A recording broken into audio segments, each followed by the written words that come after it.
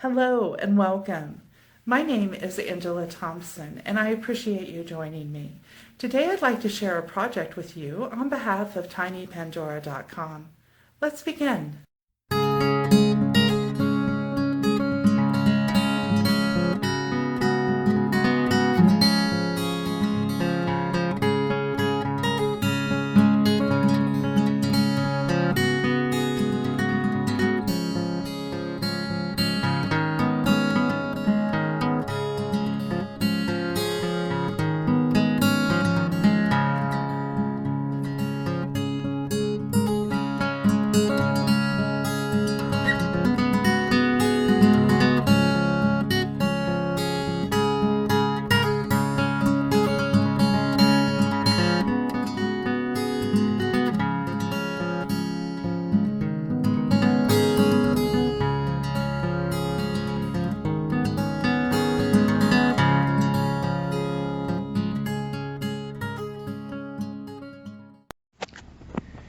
These are the colors I'm using in this tutorial. There is more distinction in person between them. The camera just didn't pick it up quite as clearly as I'd like. Prepare your colors by rolling them into snakes. Your core color should be short and thick, about a 1/2 inch in diameter and 3 inches long. The other colors will be thin and longer as shown. Cut your longer snakes into sections and then alternating your light and dark, apply them to your core.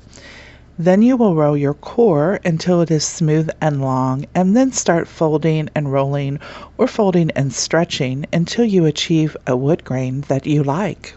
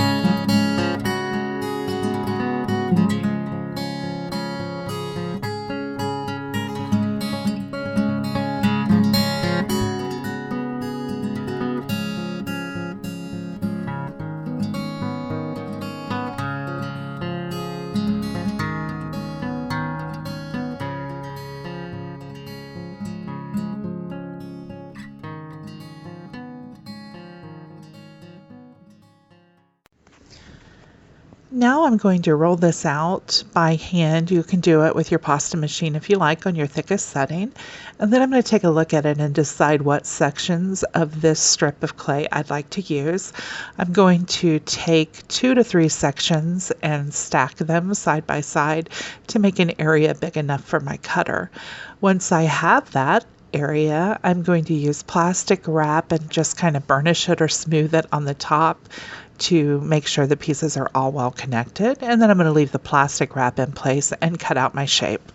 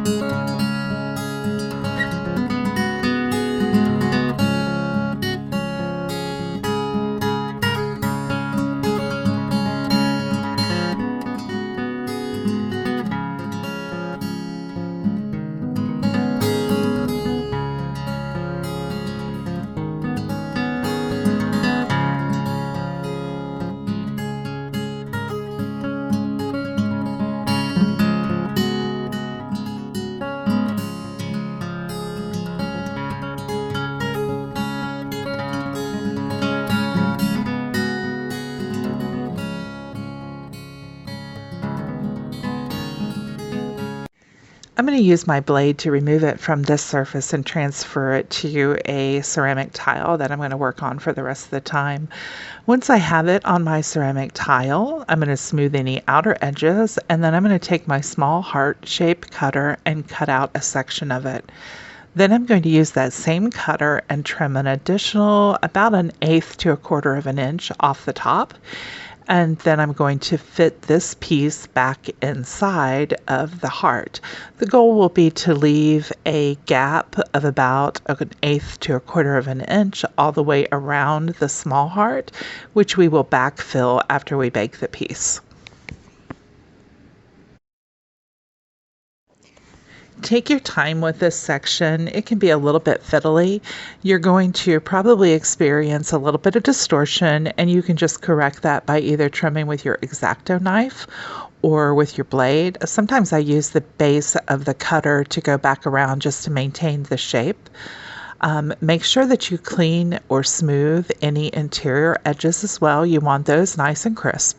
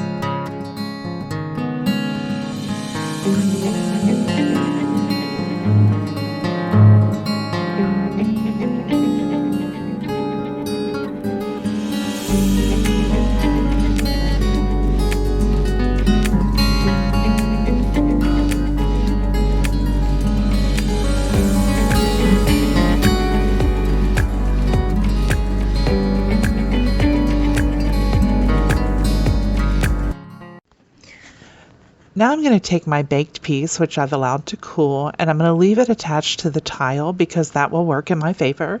I'm going to take a piece of painter's tape and run it along the edge of the area where the cutout is. I want to pay particular attention to the gaps because I want the tape to act as a wall to hold the liquid clay in while I bake it. I'm just using regular household painter's tape here. I'm smoothing about half of it onto the tile and then the other half up against the base of the piece. And then I'm going to mix some alcohol ink into Sculpey Liquid Clear and use that mixture to fill in the gap and then rebake it.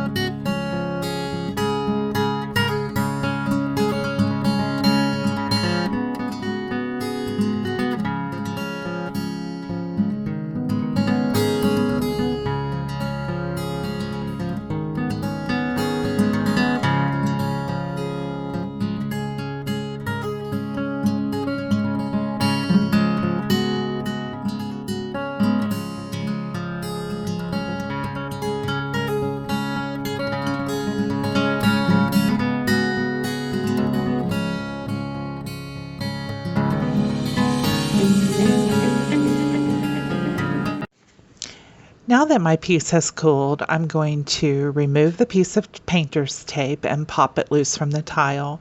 I'm going to use an X-Acto knife and trim around the edges where the liquid clay is. Sometimes it will seep a little bit under the tape. We're just going to use that X-Acto knife, clear that up so it's a smooth surface.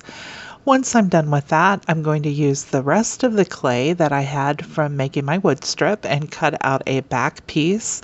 I'm going to use one of the colors. You can use whichever one you want. They'll all work beautifully. And cut a long thin strip to make an edging for my piece. The backing I'm going to roll out on my thickest setting, and the strip for the edge I'm going to roll out on a medium setting. I'm going to use a drop of super glue and attach my bail to the back of the pendant. Once that's done, I'm going to use liquid clay and put a light coating on the back of the baked pendant and then join the raw clay for the backing to the back of the pendant. I'm going to wrap my strip around it, and then I'm going to apply a little bit of texturing. It can be a little tricky working your clay strip around the bail. Just smooth it with a soft rubber tip or your favorite smoothing tool.